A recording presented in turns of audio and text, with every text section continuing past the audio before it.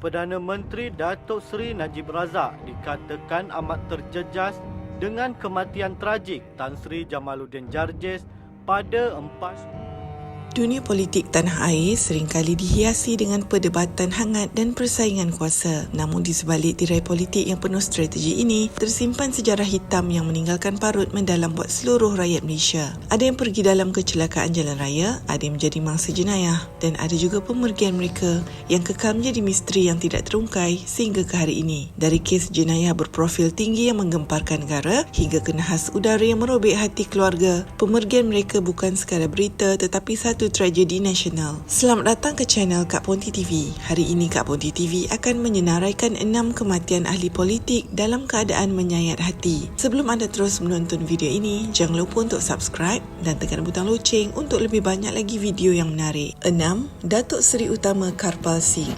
My response is this: I've got no time for small boys. No time for small boys. I've got no time for juveniles like Khairi Jamaluddin. In fact, he should learn from it. Tragedi yang menimpa tokoh perundangan dan politik prolifik Datuk Seri Utama Karpal Singh pada awal pagi 17 April 2014 merupakan satu kehilangan besar yang diratapi oleh seluruh negara. Beliau yang dikenali sebagai harimau jelutong sedang dalam perjalanan dari Kuala Lumpur menuju ke Pulau Pinang apabila kenderaan MPV yang dinaikinya terlibat dalam kemalangan di kilometer 306.1 Lebuh Raya Utara Selatan berhampiran Gua Tempurung. Pelanggaran kuat dengan sebuah lori itu bukan sahaja meragut nyawa beliau di tempat kejadian, malah turut mengorbankan pembantu setianya Michael Cornelius dalam suasana yang cukup memilukan. Pemergian mengejut pemimpin veteran ini mencetuskan gelombang kesedihan nasional di mana ribuan rakyat hadir memberikan penghormatan terakhir dalam satu istiadat penghormatan negeri di Pulau Pinang. Walaupun beliau telah tiada, kelantangan suara dan sumbangan besar beliau dalam mempertahankan kedaulatan undang-undang terus menjadi inspirasi penting dalam sejarah demokrasi Malaysia. Tragedi di Lebuh Raya tersebut kekal sebagai salah satu peristiwa yang paling signifikan yang menandai berakhirnya era seorang pejuang prinsip yang sangat disegani kawan maupun lawan. 5. Tan Sri Jamaluddin Jarjis. Bismillahirrahmanirrahim. Saya Jamaluddin bin Jarjis setelah dipilih sebagai seorang ahli Dewan Rakyat dengan sesungguhnya bersumpah bahawa saya akan dengan jujur menunaikan kewajipan-kewajipan saya sebagai yang demikian. Dengan segala daya upaya saya bahawa saya akan menumpahkan tan setia yang sebenar pada Malaysia dan akan memelihara, melindungi serta mempertahankan perlembagaannya. Dunia politik negara sekali lagi dikejutkan dengan berita hibah apabila sebuah helikopter yang membawa tokoh korporat dan politik berpengaruh Tan Sri Jamaluddin Jarjis yang dilaporkan terlibat dalam nahas pada petang 4 April 2015. Beliau yang ketika itu merupakan ahli Parlimen Rompin sedang dalam perjalanan pulang dari Pekan Pahang ke Subang selepas menghadiri majlis perkahwinan anak perempuan Perdana Menteri. Namun, pesawat jenis AS365N3 Dolphin yang dinaiki beliau bersama 5 individu lain terhempas di kawasan ladang getah di Semenyih, Selangor, meragut kesemua nyawa di dalam pesawat tersebut dalam satu insiden yang sangat memilukan. Laporan siasat nahas udara mendedahkan pelbagai aspek teknikal berkaitan faktor cuaca dan keadaan pesawat pada saat-saat akhir sebelum kejadian. Pemergian beliau bukan saja kehilangan besar buat lanskap diplomasi dan ekonomi negara, memandangkan peranan beliau sebagai bekas duta besar Malaysia ke Amerika Syarikat, malah ia meninggalkan kesan mendalam kepada penduduk di Rompin yang telah lama diwakilinya. Tragedi ini kekal sebagai antara salah satu nahas udara paling berprofil tinggi dalam sejarah moden Malaysia, menandakan berakhirnya hikmat seorang pemimpin yang dikenali dengan dedikasi tingginya dalam pentadbiran negara. 4. Bil Kayong.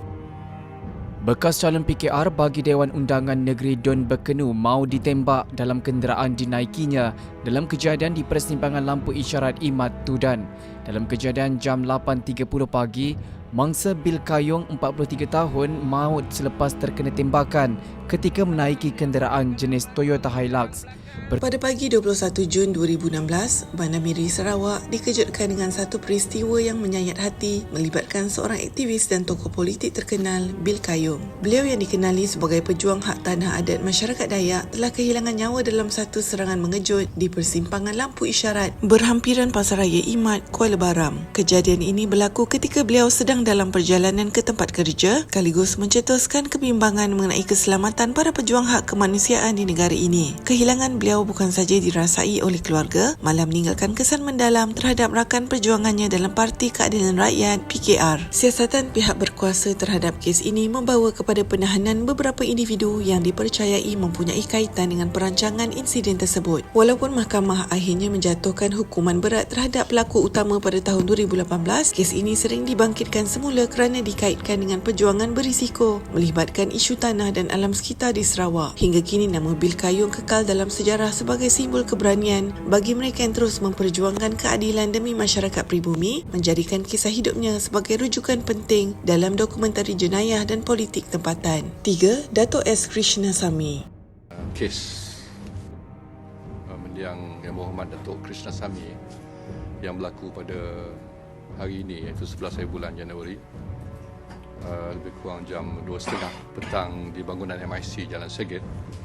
Kes nahas Dato' S. Krishnasamy, ahli Dewan Undangan Negeri Tenggaruh merangkap Timbalan Pengerusi MIC Johor berlaku pada 11 Januari 2008 yang menggemparkan landscape politik negara. Beliau telah ditembak jarak dekat di dalam lift di bangunan MIC Johor, Jalan Segit, Johor Bahru semasa dalam perjalanan untuk menghadiri satu mesyuarat parti. Penyerang yang dipercayai merupakan seorang penjenayah upahan telah melepaskan tembakan tepat ke arah kepala mangsa sebelum melarikan diri dengan menunggang motosikal, meninggalkan kesan kejutan besar terhadap komuniti setempat dan rakan-rakan seperjuangan dalam Barisan Nasional. Siasatan polis terhadap kes ini melibatkan pelbagai sudut, termasuk kemungkinan motif politik atau perniagaan, memandangkan beliau sebelum ini dilaporkan pernah menerima ugutan. Walaupun beberapa tangkapan dibuat oleh pihak berkuasa, termasuk penahanan seorang pemimpin muda MIC dan seorang warga asing bagi membantu siasatan, kes ini kekal sebagai antara profil jenayah yang sukar diselesaikan sepenuhnya kerana identiti perancang utama sukar dibuktikan di mahkamah. Pemergian beliau bukan saja meninggalkan kekosongan dalam kepimpinan MIC Johor, malah ia turut menonjolkan risiko keselamatan yang dihadapi oleh tokoh-tokoh politik di Malaysia pada ketika itu. 2. Datuk Muhammad Taha Talib. Salah satu kes paling berprofil tinggi dalam sejarah negara melibatkan Datuk Muhammad Taha Talib, Speaker Dewan Undangan Negeri Sembilan yang dilaporkan maut akibat tembakan di luar kediamannya pada 14 April 1982.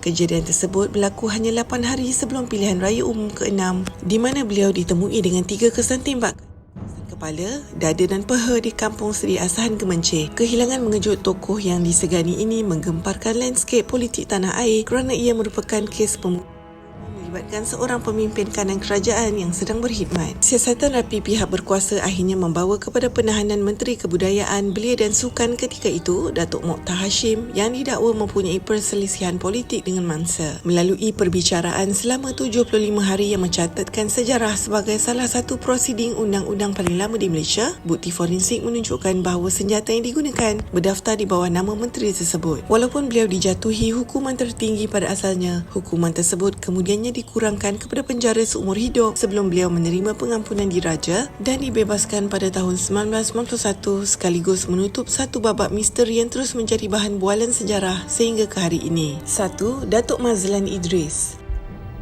Polis sedang menjejaki anggota Dewan Undangan Negeri Pahang kawasan Batu Talam Raub, Datuk Mazlan Idris yang hilang sejak 2 minggu lalu. Datuk Mazlan dilaporkan kelihatan kali terakhir bersama seorang bomoh di pejabatnya di Raub. Rentetan peristiwa bermula pada Julai 1993 apabila Datuk Mazlan Idris, seorang ahli Dewan Undangan Negeri Batu Talam, dilaporkan hilang selepas melakukan pengeluaran wang berjumlah kira-kira RM300,000 dari bank. Beliau dipercayai mengatur pertemuan dengan pasangan Muhammad Nur Afandi dan Mona Fendi di Raub Pahang untuk mendapatkan khidmat kerohanian bagi memperkukuh kejayaan politiknya. Namun, pertemuan yang disangka membawa kemajuan tersebut berakhir dengan tragedi apabila beliau dilaporkan terkorban semasa satu upacara dijalankan, di mana pihak berkuasa kemudiannya menemui lokasi mangsa di sebuah stor kediaman yang belum siap pada 22 Julai 1993. Siasatan rapi pihak polis membawa kepada penahanan Mona Fendi dan suaminya serta pembantu mereka Juraimi Hussein yang kemudiannya didakwa di bawah Seksyen 302 Kanun Keseksaan. Perbicaraan berprofil tinggi di Mahkamah Tinggi Temerloh yang berlangsung selama 65 hari mendedahkan motif kewangan di sebalik kejadian tersebut, menyaksikan penggunaan bukti forensik dan keterangan keterangan saksi yang sangat mendalam. Setelah melalui proses rayuan yang panjang sehingga ke peringkat lembaga pengampunan, ketiga-tiga tertuduh akhirnya dijatuhi hukuman ketali gantung dan dilaksanakan pada 2 November 2001 di penjara Kajang, sekaligus menutup salah satu babak paling menggemparkan dalam sejarah perundangan dan politik Malaysia. Apakah pendapat anda tentang 6 pemergian tragis ahli politik di Malaysia seperti di atas? Anda boleh tinggalkan komen di bawah dan jangan lupa untuk subscribe channel Kak Ponti TV untuk lebih banyak lagi video yang menarik.